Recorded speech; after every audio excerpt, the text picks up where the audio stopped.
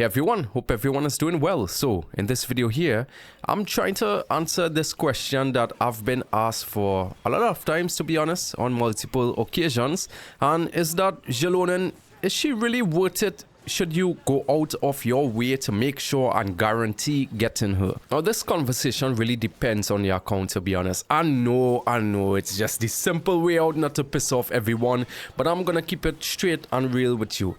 If you've been playing for a very long time and you've collected amazing, like let's just say 4-star characters like Xingqiu at C6, Xilonen at C6, you got constellations on your Bennett, you got a Nahida, you got a Furina, you maybe have a C6 Sucrose laying around, then you've kind of completed your account, to be honest, and you just have to mix and match and fit in specific DPSs for the roles. And to be honest, it only comes down to the Spiral Abyss. So while yes, I could just answer this question and go the easy route and say that you don't need any specific units in this game, getting some units that we tend to recommend usually makes things a lot more fun. I know it's very subjective, but by getting newer units and let's say supports for this instance, it's kind of, I wouldn't say crucial, but these things, like these characters, like sometimes it just blows you away. So like, let's say you pull a certain character, a support to buff your main DPS, you might just out of nowhere fall in love with that unit with a different team, and you might build a new character that you didn't really have fun to begin with. And I think that's where Xilonen is going to fit in. Right now she's like, you just gonna put her in almost any team that needs a support for the roles that she could play, healing and buffing and resistance shred, and she's just going to destroy, well, help your main DPS destroy everything, right? The one thing that I really love about Xilonen, before I continue, is that it's not like when you get her, you just fit in her in any team just to make her work, right? It's like she's just coming in and becoming like not a second Kazuha. I know some people will be pissed off when I say that, but utility wise, what she provides, she could replace some of the supports that you would run on team 1, let's say in the Spiral Abyss, and put them on team 2. So that's like one of the biggest benefits of her.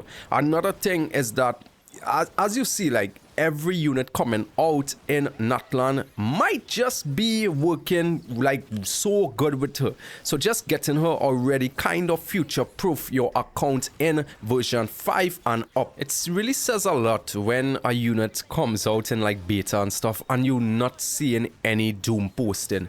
That's like a green flag right there. I know there's a lot of red flags for a lot of characters that people were wrong about, but when you have like the entire community loving off this character and just doing a lot of theory crafting over and over. They're theory crafting characters from version 2, version 3, just to see like what benefits she could provide for them, because sometimes, you know, when you keep using the same supports, you kind of get bored, but she kind of opened up the door for what you could do. She doesn't just shred like one element, you know, she shreds, I think it's like 3, right? Right, so with that being said, another positive with her is the ease of use. She's very, very easy to use. She's not difficult. You don't have to have like specific requirements that's that hard to meet. It's way too easy that almost anybody will just throw her in any team and get her running. Now, one thing that I have been noticing recently is that the use of a grouper in the Spiral Abyss isn't really that needed anymore.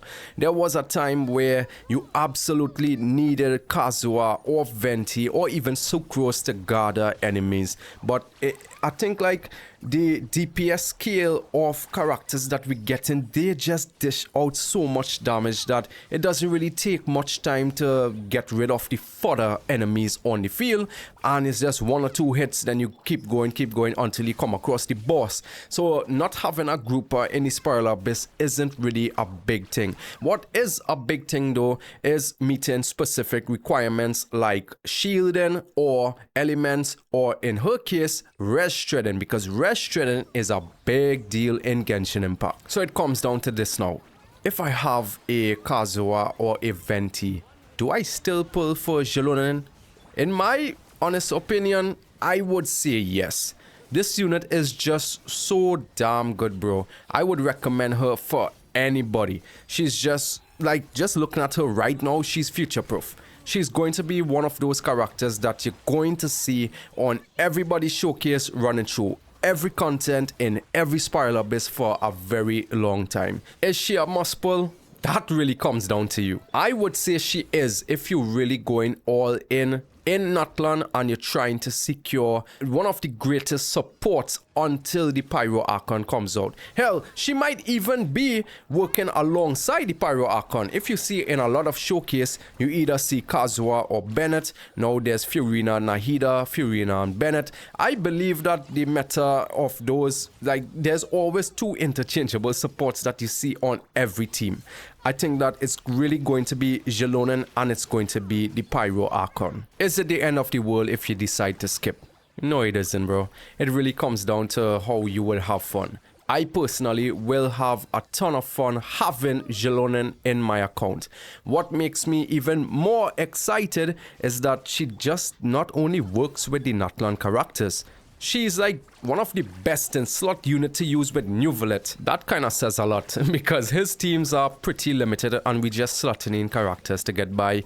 Although he is one of the mega super DPSs in this game, so it doesn't really matter who you run with him. But it just to show that he's a kind of restricted unit in team-wise, and he's going to work with him and Fiorina, and hell, you might even throw in Kazuha there because I believe the samplers will stuck. Wait, it's been a while since I've looked into a kit. I know I did a breakdown of a kit and stuff, but yeah, that's all that I have to talk about. These are the things that actually makes me excited to make videos and play Genshin Impact, is the fact that I could speak about this now. I don't have those, you know, those agents behind me 24/7 anymore. So if you see me continuously dropping videos about Xilonen, it's because I am so damn excited to get this unit, and you you could imagine when the Pyro Archon is set to come out. So my name is Tired of Feelings. Let me know your thoughts down below. Is Xilonen going to come home in your account or not? Leave your thoughts down below in the comment section. Hit the like and subscribe if you enjoyed this video, and I'll see you guys in the next one. Take care. God gave me a retry. I'll pass it on to my left. Cause knowing that you'll never be mine is worse than being an ex. And now my soul is cursed with lies, and I've been burning, sinking in there. I mix melatonin with cough syrup to get closer to my death, and I'm tired.